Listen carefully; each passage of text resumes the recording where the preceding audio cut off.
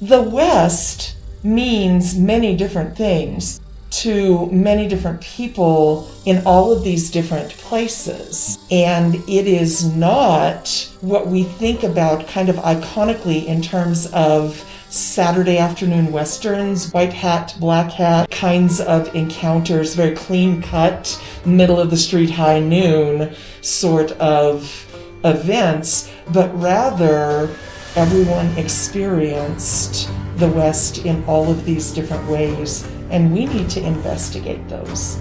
Uncovering those kinds of mysteries is invigorating, and it expands our ability to perceive the place in which we live, but also because we need to not forget those people and their realities and what the West was for and to them.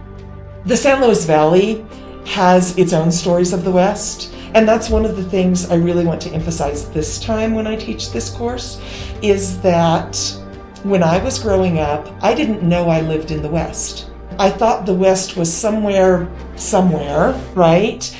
And it was a place that existed mythically. It was like Narnia or Middle Earth or something. And I didn't understand that I'm living in the West. I'm living in the places where Billy the Kid was held prisoner, where Kit Carson came through this area, and the place that is so revered to the Navajo Nation. Mount Blanca is right here. And so I think it's important also that we understand that we inhabit a place that has its own myth, and it doesn't all have to be someplace else. And so to think that the Old West is old is a misnomer. The people who forged the West, they were all outlaws. And so the idea that it was the good guys who won the West or forged the West is completely wrong. It always was the outlaws, because the law had no place out here. It had no meaning. In this course, we are not going to solve the West. We have a finite number of texts, a finite number of voices, and certainly a limited number of weeks.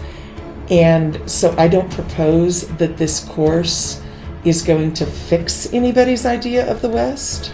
The course is not here to correct the myth of the American West, but rather to complicate and broaden and deepen our conversation about it. So it's not the kind of agenda where I want students to think, oh, all of those things that we thought the West was didn't exist, because they did. If not in reality, then certainly in myth and ideology.